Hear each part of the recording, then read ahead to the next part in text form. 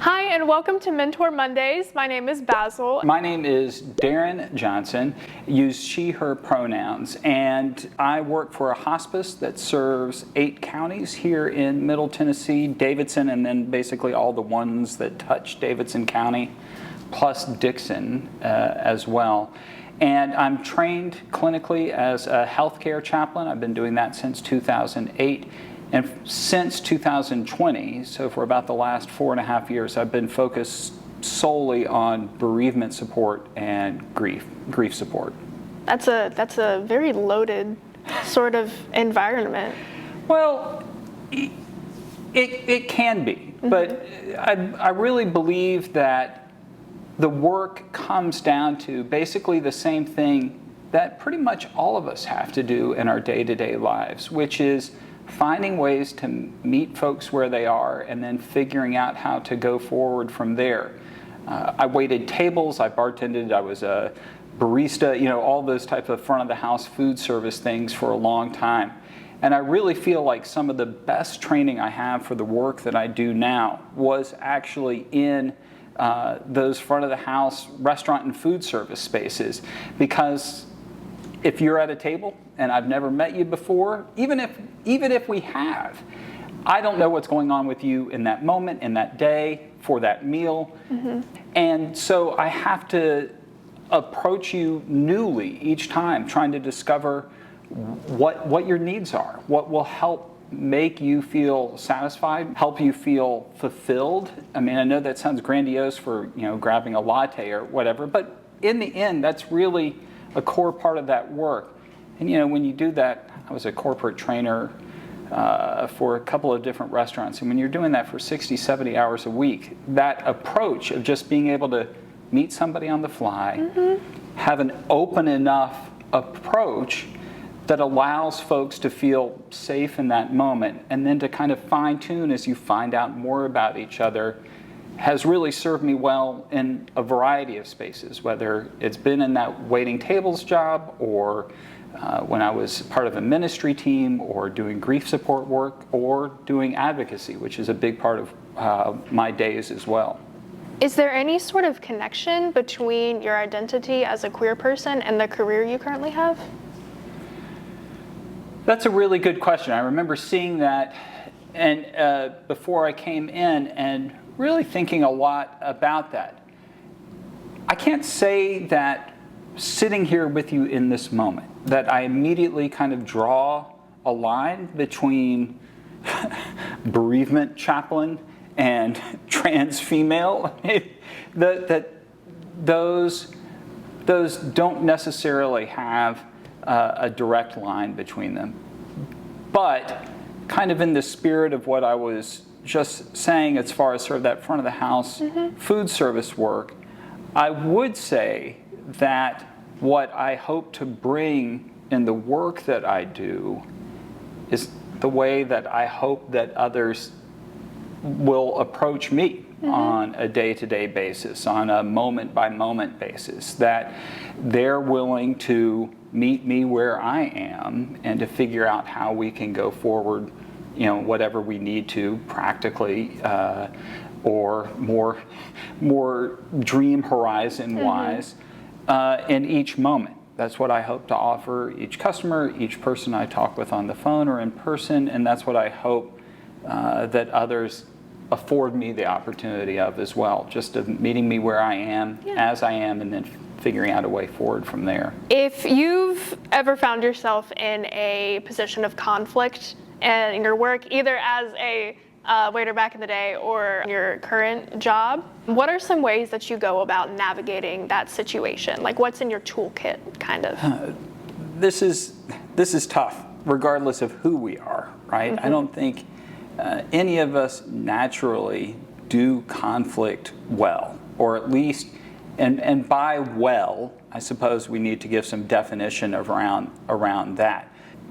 How we come out of those moments of disagreement, of conflict, into a place where both sides feel at bare minimum as little injured as possible, because again, those moments can be tense, and that may be the goal, for that moment. But I feel like what I hope for and I feel like I probably have an internal optimism engine at some level, that even if I have a sense that, let's say, I'm testifying in the legislature, right? And I know there's some folks who've not been great. Even then, I'm hopeful in that moment. Meet me where I am.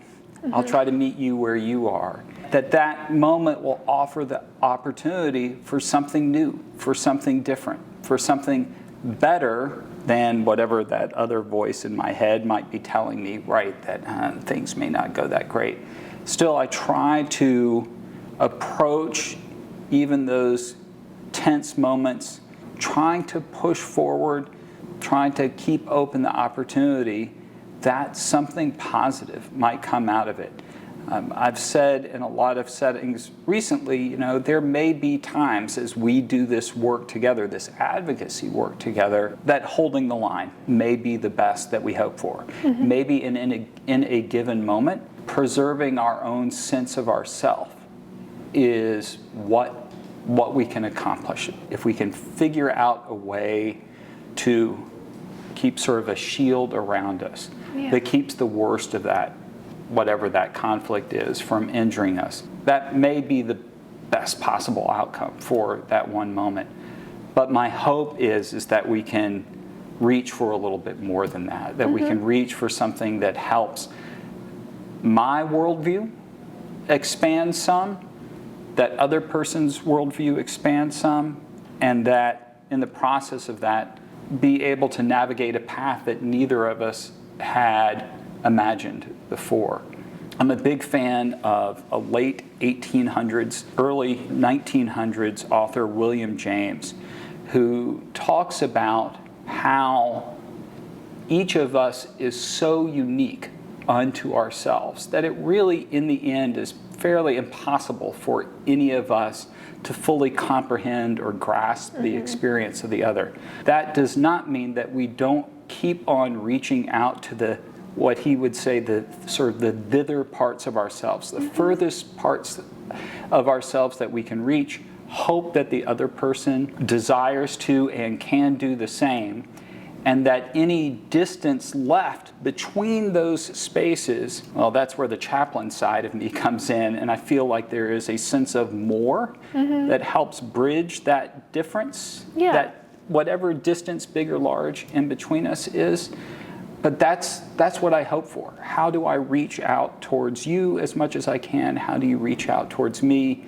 And that hope that in the process of that something more will help bridge whatever distance remains between the two of us. I love that. That's really nice. It's really profound. In your line of work, do you ever find yourself having to sort of code switch to keep your own identity more secret and separate for your own safety? Yeah, that's a great question. And guess what? It's not a straightforward answer. So I know, I'm sure you can't believe that already from the conversation we've been having. So I came out at the work where I am right now. So the folks around me know. I make no pretense about my identity. I don't hide anymore. I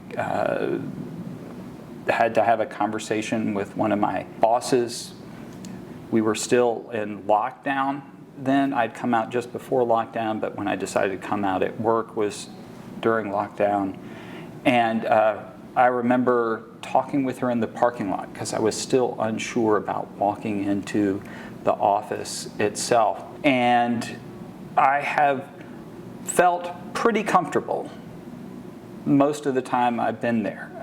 And that's probably true for most gender expansive folks. I mean, I feel like if you can go through your days with that, that's probably pretty good. Yeah.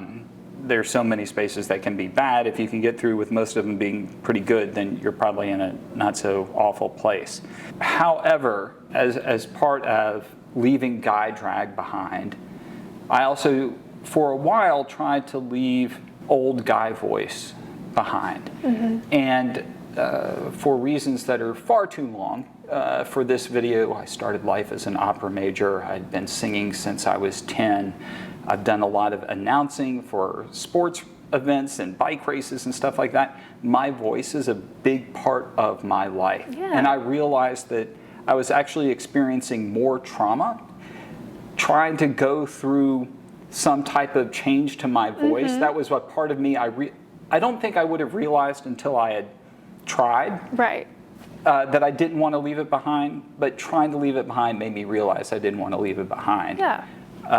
And so in the process of doing my work, which is so much on the phone, and in those phone moments, trying to meet folks where they are, trying to create trust, trying to create safe space, it really didn't even feel appropriate for me to kind of try out new voice or try to get comfortable with this newly pitched voice, newly timbred voice on the phone, when I knew that I had a good set of tools to help folks feel held, that there was a floor underneath them, that there was a space that they could feel comfortable to share tough stuff.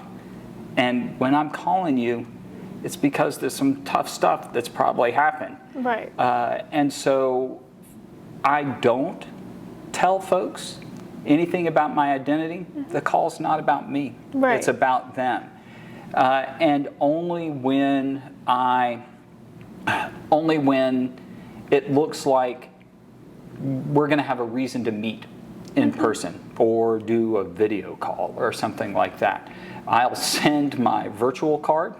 I'll text them my virtual card, which includes a picture of me.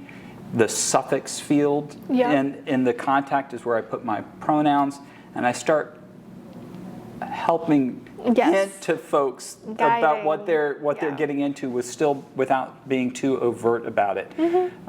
However, I will say that we live in the age of good search engines. I have a very unique first name. It doesn't take much. So if somebody just searches my name, they're going to find out a whole lot about me within the first 50 hits on Google. So I don't lead with it. I am out at work. I don't lead with it with the folks that I'm working with, client-wise or patient-wise. But if it looks like there's a reason that we're going to meet in person and that's going to become a more relevant part of that interaction or experience, I'll put it forward. Yeah. Put it forward then. Yeah. I like that approach. And I like what you said. I was thinking the same thing too. It's not about you, it's about them. And I think that's a very unique position. It's a rare position that people find themselves in career-wise. So it's interesting to get that perspective, where in so many other fields, there's almost a sense of competitiveness, where yours is one of compassion. And I like how that kind of has affected the way you navigate things. Well, that's incredibly kind, so thank you. I would say maybe it's not in such an explicit way, but I remember I'm going to go back to restaurants once again. It's a place where so many of us start, right? Is in food service. The American dream. God bless Yogurt and Yummies. When I was 16 years old in 1986 is the first place I worked. But even in those spaces, right, when I'm waiting on a table, it's still, even in a place where the servers are kind of characters, where it's not like fine dining, but I don't know, you're in Fridays or Chili's or someplace like that. Even if you make yourself a character, it's a character that kind of blends in with the wallpaper of the place, right? If I'm at Fridays and somebody's serving me that's like, hey, my name is Dahron, I'm going to be serving here at Fridays this evening. I mean, that's kind of what you expect for Fridays, right? I'm not doing it. I'm giving what the expectation is in that moment. But I'm not trying to make myself the event. The event is whatever those folks are having in that moment. The same, obviously, in a more explicit way, in a grief support call or in a bedside moment. That person, that patient, is what brings me into the room. It's what brings me by the side of the bed. And so I just try to take what was trained in kind of a 101 type of way in those other spaces, and then just try to expand on that with the type of work that I do now. And even with advocacy, right, too, is that when one is being an advocate, yes, it is about trying to forward, make more visible, make more audible a point of view that is not being heard, or that we feel is not being, that our lives aren't being seen and valued, right, in the ways that we need. But at the same time, should we neglect that there still has to be reciprocity in that relationship? We still have to maintain some type of connection that any movement forward is going to happen. To go back to what we were talking about when things get tense, right? It's when one or both parties in a conversation, in a confrontation, sort of neglects the humanity of the other, neglects the experience of the other, that things can't move forward. Even if it's play acting, somebody doesn't really believe it, but they're being obsequiously nice. Well, Chaplain Johnson, wouldn't you agree? And then trying to lead you down some awful rabbit hole. Yeah. At least that gives you the opportunity to reply in some type of way. Where I've tried to draw the line is when I feel that my or others' humanity is being intentionally stepped upon or disregarded. So that a time where I testified where somebody intentionally and repeatedly misgendered me,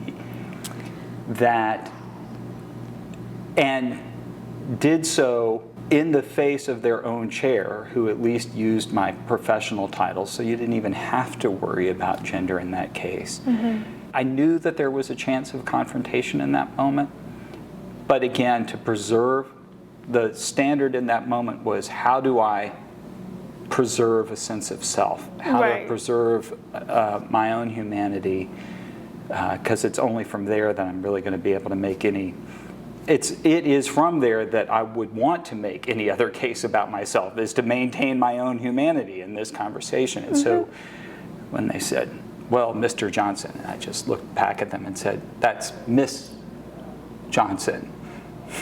And when they said, Miss Johnson, that wasn't meant to be confrontational, but meant to maintain the humanity and personhood that I was there to represent for myself and for the rest of our gender diverse community, so that we might be able to move forward from that place, right? It's like you were saying, what you were saying earlier about just holding a line. Right. Yeah. Right. Exactly. I'll ask a little kind of wrap-up question. Whatever you want to do. If you could give one piece of advice to a young queer student in Tennessee right now, what would it be? Do what you can to do what you need to preserve that internal light, that internal flicker of humanity. Maybe that's finding chosen family. Maybe that's finding new community. Maybe that's sheltering in place in oneself for a little bit and hunkering down. Do what you can to preserve that internal light. I didn't come out until I was 50. That was just 4.5 years ago. There were times I didn't even know that there was a light that I was guarding, but I knew that there was some type of difference about me that I was trying to preserve for some moment, for some reason that I still couldn't put into words, that I couldn't elucidate, that I knew that there was something that I could not give up hope on within myself. And there were times when it was really close. There were times in my 20s, hidden in a closet, literally, for 3 or 4 days. Just the world was too much with me, late and soon. But I came out of that moment promising to myself that I'd never let myself get to that place of hopelessness again. And many years later, when I realized that I was close, 25, 26 later, when I realized that I was really close again to that same place of hopelessness, I realized in that moment that whatever it was, however I needed to describe myself and live into the truth of, that the time was then. That the only way to shield that light any longer was to let it burn bright and bold and publicly as possible. But I also understand and lived out the truth that sometimes that doesn't feel possible or it's not safe. And so I would tell folks, regardless of where they find themselves, whatever one needs to do to help keep that, my mom took to saying towards the end of her life, to keep that hope candle lit for oneself, because it's only in keeping it lit that we're able to have the possibility of a new moment, a new day, a new opportunity, to have it burn openly, burn freely, to burn brightly. Yeah. But we got to get ourselves to that moment first to be able to do that. Is that helpful at all? That's beautiful. Yeah. That's really sweet. I was like getting emotional. So thank you. That was good. I needed to hear that. That was lovely. Thank you for joining us for Mentor Mondays. We're glad you're here and we hope to see you next week.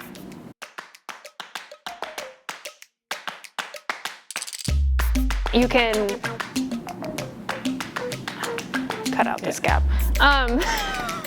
Whatever else is happening here, we can use this for B-roll, right? But we're having great conversation. Whatever happens from there, they can make it work. Right? Okay. We just keep on doing us. Right.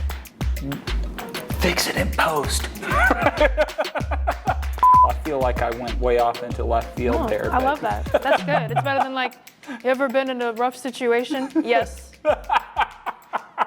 Yes, I have. That first name is spelled D-A-H-R-O-N. Here is the hidden story. Already a hidden story. My father and grandfather's name are both Rhonda, believe it or not. Rhonda Eugene Johnson, Sr. and Jr. Goodness. And supposedly my great-grandmother wanted me to be Rhonda Eugene Johnson III, and my mom was like, yeah, no, that's not happening. And they just had a little bit of time, like a few hours between when they found out that they were going to be able to adopt me and when I arrived basically at their doorstep. And they were in a Buffalo diner figuring out whether they had the crib and all the stuff. And my mom was scribbling out variations of Rhonda on a diner napkin. And so we get R-H-O-N-D-A into D-A-H-R-O-N, which is also why I kept the name, because it kind of has this gender topsy-turvy story baked right into the name. Yeah, exactly. That's cute. Plus it gives me an icebreaker, Oh yeah. That's valuable. I'm glad you kept it. Exactly.